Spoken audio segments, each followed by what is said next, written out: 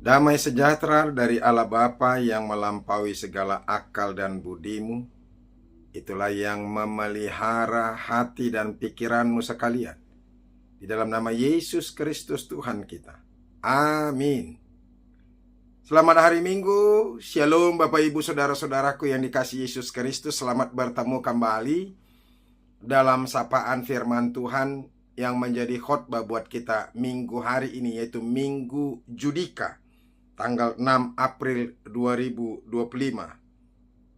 dengan firman Tuhan yang diambil dari Lukas pasal yang ke-7 ayat yang ke-41 sampai ayat yang ke-50, dengan topik Minggu Dosamu Telah Diampuni.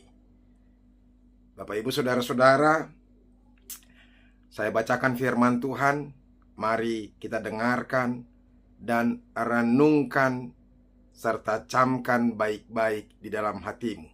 Semoga firman Tuhan ini bisa menghibur dan menguatkan, meneguhkan kita dalam setiap kehidupan kita. Amin. Demikianlah firman Tuhan. Ada dua orang yang berhutang kepada seorang pelepas uang.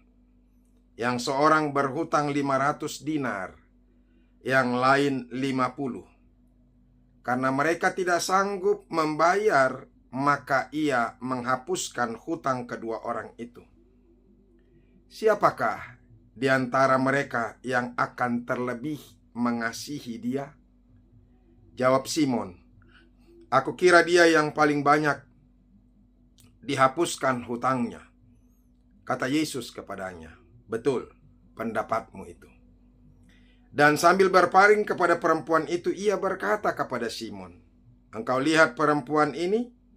Aku masuk ke rumahmu, namun engkau tidak memberikan aku air untuk membasuh kakiku.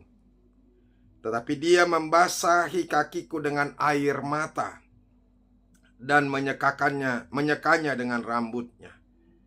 Engkau tidak mencium aku, tetapi sejak aku masuk, ia tiada henti-hentinya mencium kakiku. Engkau tidak meminyaki kepalaku dengan minyak, tetapi dia meminyakiku dengan minyak wangi. Sebab itu aku berkata kepadamu, dosanya yang banyak itu telah diampuni, sebab ia telah banyak berbuat kasih.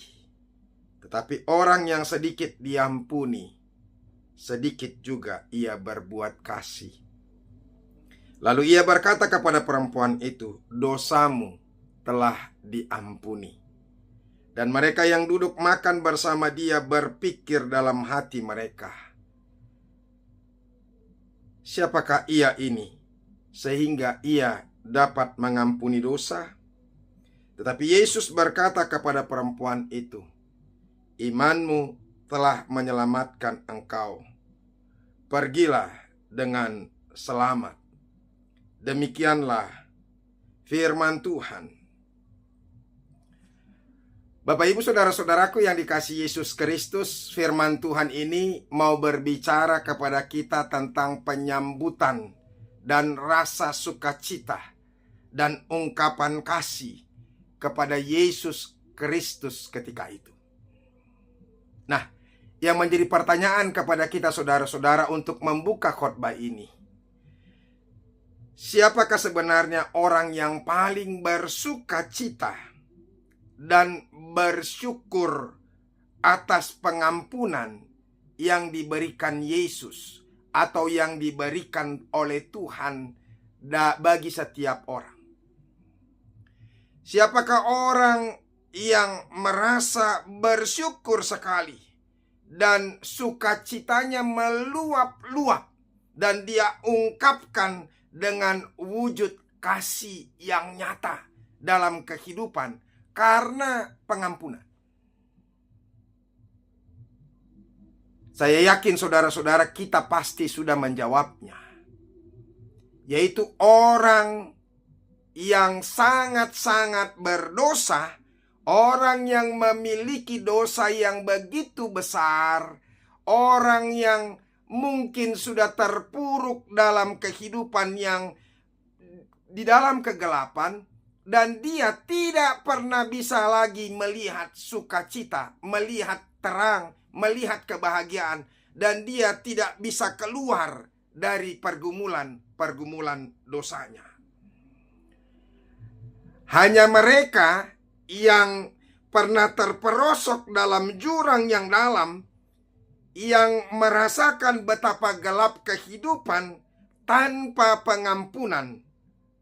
Dan orang-orang seperti itulah yang akan menunjukkan rasa syukur dan sukacita yang meluap-luap dan mewujudkan dengan kasih-Nya kepada Tuhan Yesus ketika mereka diampuni oleh Tuhan.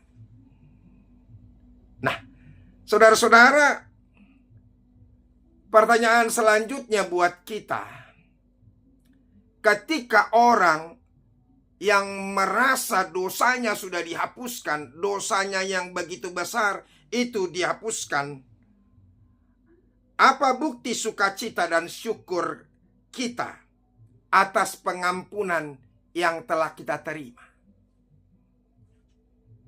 Bagi orang-orang yang merasa bahwa dirinya sudah diampuni atas dosa yang begitu besar, apa bukti sukacita kita dan rasa syukur kita bahwa dosa kita yang besar itu sudah diampuni? Dan kemudian lagi, saudara-saudara, reaksi apa? Respons apa yang kita tunjukkan sebagai orang yang menyadari betapa besar dosa-dosa yang ada dalam kehidupan kita dan diampuni oleh Tuhan kita? Bagaimana kita merespon kalau dosa kita yang begitu besar, kejahatan kita yang tidak mungkin bisa diampuni itu ternyata diampuni oleh Tuhan Yesus? Apa respons kita? Nah, Bapak Ibu saudara-saudaraku yang dikasihi Yesus Kristus, ini yang mau disampaikan oleh firman Tuhan buat kita hari ini. Ya, melalui firman Tuhan Lukas 7 ayat 41 sampai ke 50, ini mau meneguhkan, mau mengingatkan kita betapa besar kasih Tuhan dalam kehidupan kita. Dan apa yang boleh kita lihat dan apa yang menjadi renungan saudara-saudara untuk menjadi evaluasi juga buat kita, mari kita lihat. Ada beberapa hal. Yang pertama, saudara-saudara, kesadaran akan besarnya dosa menghasilkan sukacita dan syukur yang mendalam. Dengarkan ini baik-baik dan camkan di dalam hatimu. Sekali lagi saya mau mengatakan saudara-saudara kepada kita, kesadaran akan besarnya dosa menghasilkan sukacita dan syukur yang mendalam. Dua orang yang berhutang, yang satu yang lebih banyak dari yang lain, ketika keduanya dibebaskan dari hutangnya, siapakah yang menghasilkan sukacita yang lebih banyak dari orang yang mengasihi dan yang memberikan hutang kepada mereka? Kalau saya pasti mengatakan kita sudah tahu jawabannya. Tentu saja orang yang hutangnya lebih besar. Saudara-saudara, demikian juga dengan dosa.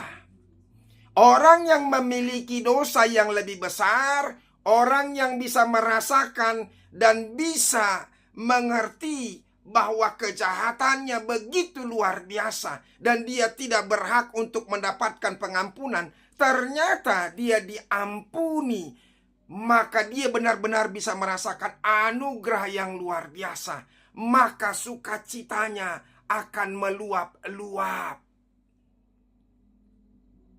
Tidak akan terkira, saudara-saudara, sukacita yang timbul, yang muncul dari orang yang diampuni dosanya. Nah, saudara-saudaraku, demikian juga dengan kita. Semakin kita menyadari betapa besar dosa-dosa kita di hadapan Allah yang kudus, semakin besar pula sukacita dan syukur kita atas pengampunan yang Dia berikan melalui Yesus Kristus itu.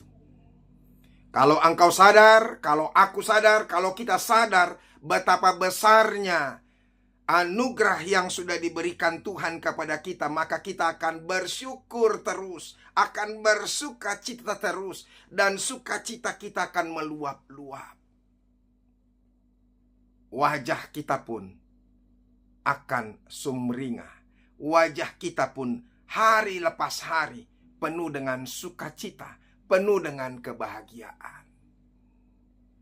Hati-hati saudara-saudara. Sudah berapa lama engkau tidak tersenyum? Sudah berapa lama engkau tidak bahagia, tidak bersukacita? Dan itu ditampilkan dengan gaya, sikap, wajah kita. Hati-hati.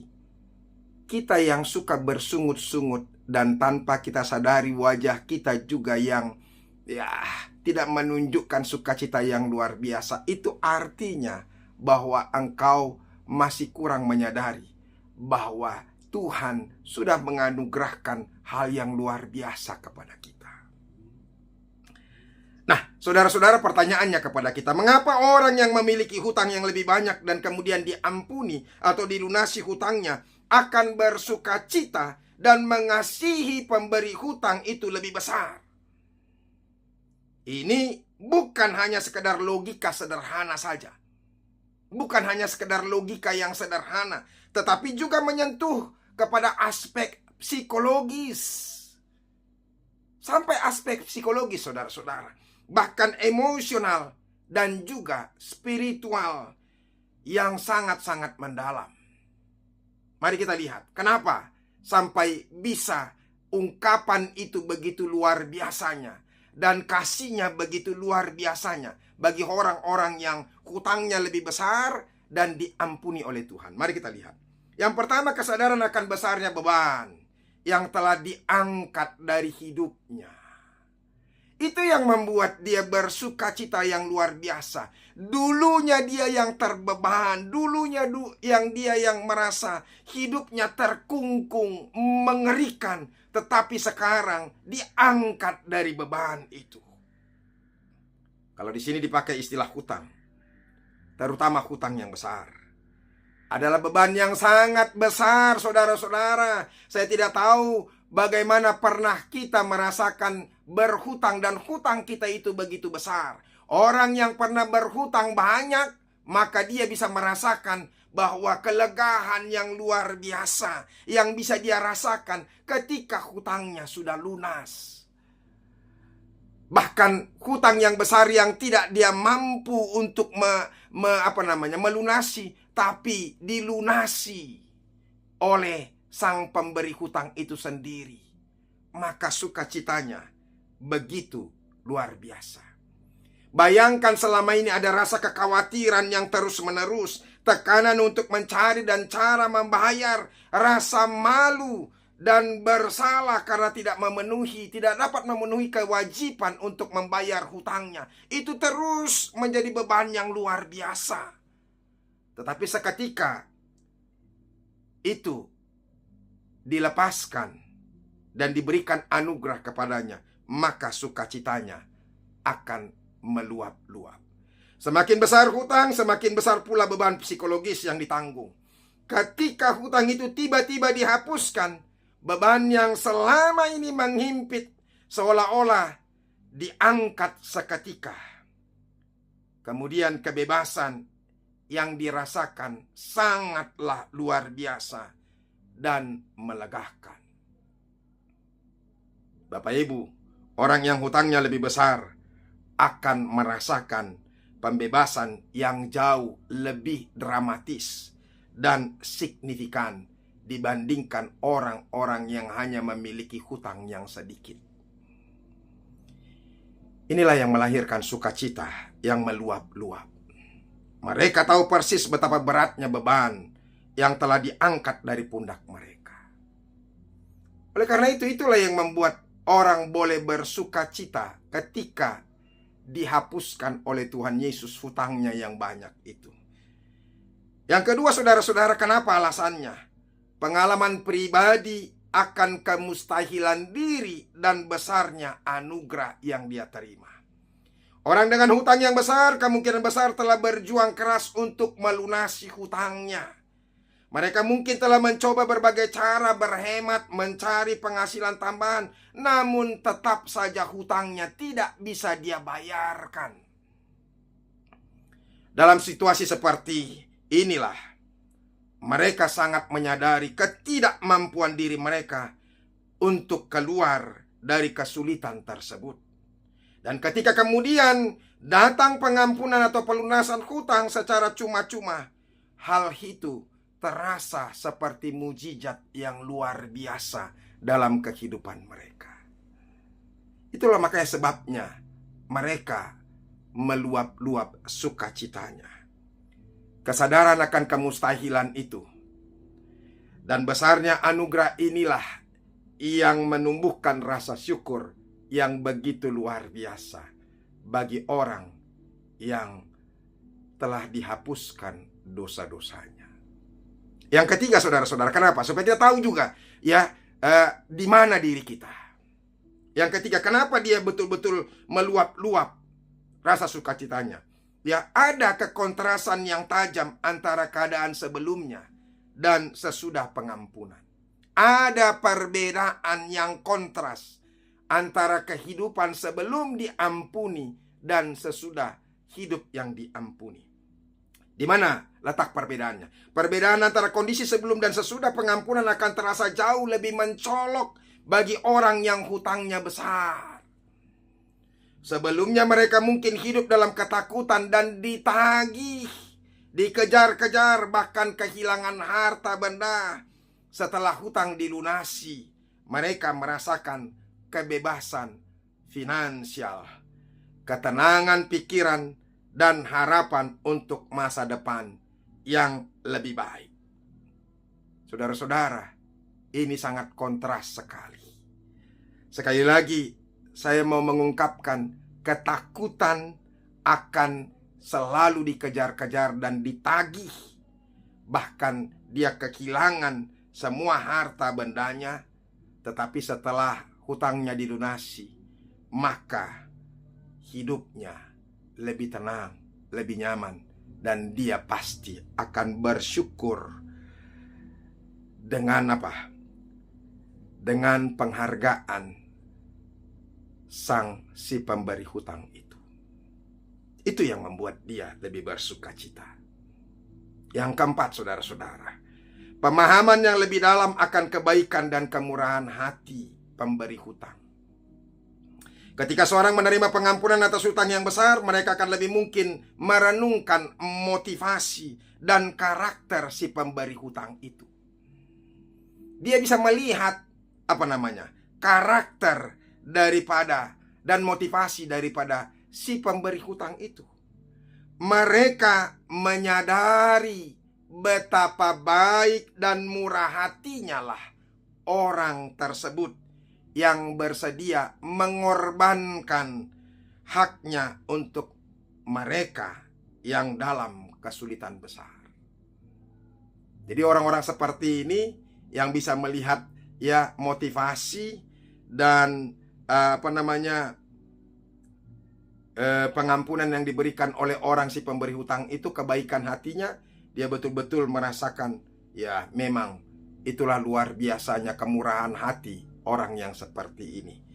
Sehingga ini menumbuhkan rasa hormat dan penghargaan dan kasih yang lebih besar dari orang yang dilepaskan hutangnya. Dan yang terakhir, saudara-saudara, dari kenapa orang bisa meluap-luap sukacitanya, ya, rasa terikat yang berhutang budi yang lebih kuat. Mereka merasa telah diselamatkan dari situasi yang mungkin menghancurkan hidup mereka. Rasa berhutang budi ini bukanlah beban negatif, melainkan dorongan positif untuk membalaskan kebaikan dengan cara mereka yang bisa. Salah satunya adalah dengan menunjukkan kasih dan kesetiaan. Besarnya pertolongan itu akan membuat orang semakin merasakan terhutang budi dan dia harus membalaskan, memberikan yang terbaik. Itu ada 5, saudara-saudara. Dan itu yang membuat orang bisa bersuka cita meluap-luap. Nah sekarang mari kita bandingkan dengan kita. Apakah sukacita kita setiap harinya meluap-luap? Apakah kebahagiaan hati kita setiap harinya meluap-luap? Pikirkanlah itu. Lihatlah. Kalau tidak, saudara-saudara, berarti engkau belum menyadari dosa-dosamu begitu besar, dan engkau belum merasakan anugerah dan kasih karunia Tuhan yang luar biasa dalam hidup. Orang yang tidak merasa dia adalah orang yang berdosa besar tidak akan bisa merasakan anugerah dan kasih karunia Tuhan yang luar biasa dalam hidupnya. Dan karena itu dia tidak akan bisa menunjukkan sukacita yang luar biasa dalam kehidupannya. Oleh karena itu saudara-saudara, mari kita jujur pada diri sendiri. Seberapa sering kita merenungkan betapa besar dosa-dosa kita di hadapan Tuhan? Apakah kita bisa merasakan bahwa begitu besarnya dosa kita atau tidak? Kalau saya mau mengatakan, sadarilah bahwa kita penuh dengan dosa. Hidup kita ini penuh dengan kejahatan. Dan pengampunan Tuhan itu begitu luar biasa, sehingga kita bisa merasakan anugerah yang luar biasa, sehingga kita bisa bersuka cita. Mari kita bayangkan seorang hukuman yang sudah divonis hukuman mati. Dia adalah penjahat yang membunuh banyak orang, menyakiti banyak orang. Dan ketika itu dia dihukum mati. Tetapi seketika pemerintah mengampuni dia atas kejahatannya. Ketika dia mendengar bahwa pemerintah mengampuni dia, maka sukacitanya begitu luar biasa. Kebahagiaan yang tidak bisa dibandingkan dengan hal apapun. Ketika hukuman mati yang harus dia jalani, kemudian dia dilepaskan bebas. Begitu luar biasanya anugerah yang dia rasakan. Dan dia pasti akan meluapkan rasa terima kasihnya kepada pemerintah atau pemimpin negara yang memberikan pembebasan itu kepadanya. Demikian juga orang percaya. Bapak Ibu, yang kedua dari renungan firman Tuhan ini, apa bukti sukacita dan syukur orang yang diampuni? Saudara-saudara, saya mau katakan bukti sukacita dan syukur terwujud dalam kasih yang melimpah.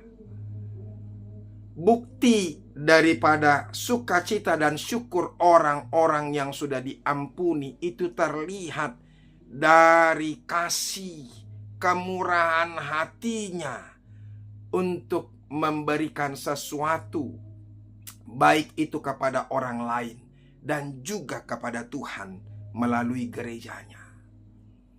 Bohong orang mengatakan bahwa dia sungguh bersukacita, sungguh meluap-luap kegembiraannya, kebahagiaannya karena pengampunan yang Tuhan berikan, sementara dia tidak terbuka untuk mengasihi.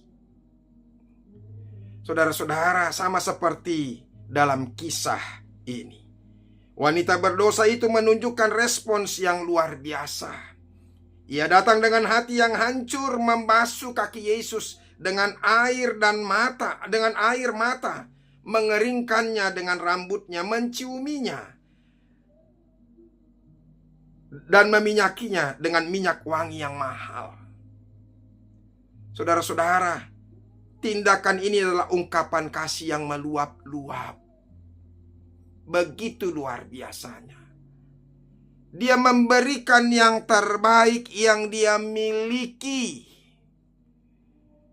Bayangkan saudara-saudara, dia menciumi kakinya Tuhan Yesus, membasuhinya dengan air matanya, ungkapan rasa kebahagiaan dan penyesalan yang luar biasa. Dan begitu juga dia korbankan minyak narwastu yang harga 300 dinar ketika itu. 1 dinar itu waktu itu adalah 1 hari upah pekerja. Bayangkan hampir setahunlah ya, minyak narwastu itu, upah setahun para pekerja. Dia tuangkan ke kaki Tuhan Yesus. Dan lebih berharga lagi, dia seka dengan rambutnya, dia hapuskan dengan rambutnya. Bayangkan kaki dia hapus dengan rambut, mahkotanya yang paling berharga.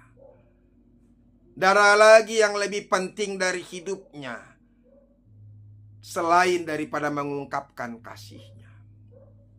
Bapak ibu saudara-saudara, ada begitu banyak orang Kristen yang ketakutan untuk memberi, apalagi mengucap syukur di gereja. Saya bukanlah seorang pendeta yang selalu mengagung-agungkan orang-orang yang bersyukur.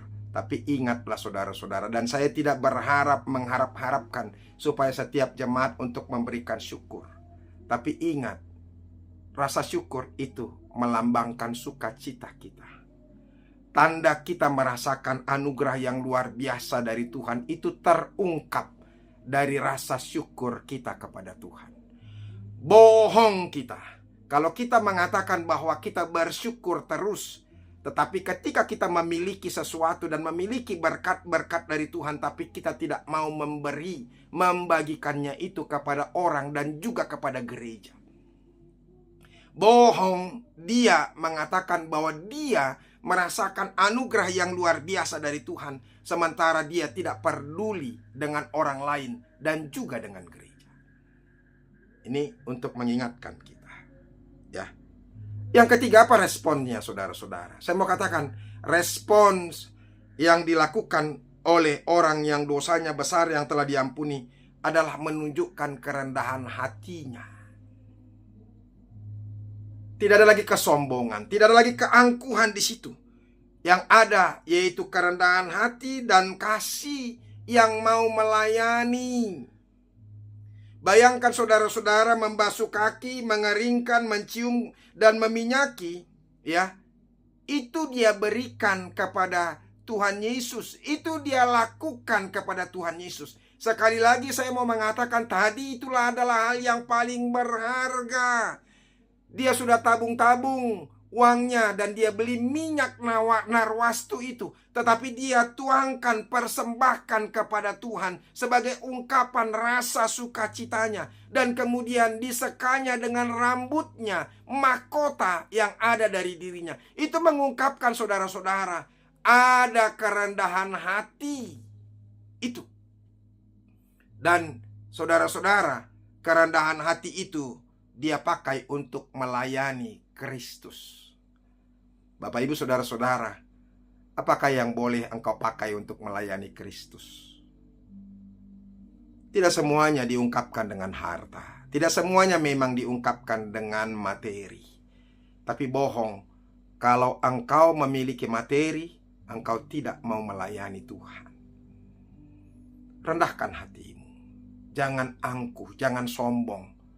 Ya, bahwa apa yang kau miliki itu tidak ada harganya di hadapan Tuhan. Ingat itu. Yang paling berharga adalah hidup kekal kita yang sudah diberikan, dianugerahkan Tuhan kepada kita. Nah, yang terakhir saudara-saudara, supaya kita hidup penuh dengan sukacita dan tidak pernah merasa takut dan kehilangan pengharapan. Apa yang keempat yang mau disampaikan oleh firman Tuhan? Tidak ada dosa yang begitu besar yang tidak bisa diampuni. Camkan ini baik-baik saudara-saudara. Tidak ada dosa yang terlalu besar sehingga tidak bisa diampuni oleh Tuhan. Justru Tuhan datang kepada orang-orang yang sangat-sangat membutuhkan pengampunan. Justru Tuhan datang kepada orang-orang yang lebih terpuruk, yang lebih berdosa besar, yang penuh dengan kejahatan. Asal dia mau mengakui dan menyadari dosa-dosanya dan memohon ampun kepada Tuhan, maka dia akan mengampuni. Saudara-saudara, datanglah kepada Tuhan, maka dia akan memberikan pengampunan kepada kita. Ingat, topik minggu kita hari ini, dosamu sudah diampuni. Oleh karena itu, tunjukkanlah bahwa engkau sudah mendapatkan kasih dari Tuhan melalui pengampunan, dan ungkapan rasa syukurmu kepada Tuhan. Mari datang untuk mengucap syukur dan melayani Tuhan dalam gerejanya. Tuhan Yesus memberkati. Mari kita berdoa. Terima kasih Tuhan, begitu luar biasanya anugerah yang Engkau berikan kepada kami melalui pengampunan. Kami menyadari dosa kami begitu besar, begitu banyak, dan hidup kami penuh dengan kegelapan. Kami tidak mampu lagi keluar dari lubang keterperosokan kami. Tapi Tuhan mengangkat kami dari keterpurukan dan dosa kami, sehingga kami bebas dan lepas. Kami yang terbeban dan penuh dengan ketakutan, sekarang kami penuh dengan sukacita, lepas beban kami. Terima kasih Yesus. Amin. Selamat hari Minggu, selamat merenungkan firman Tuhan. Tuhan Yesus memberkati kita. Salam.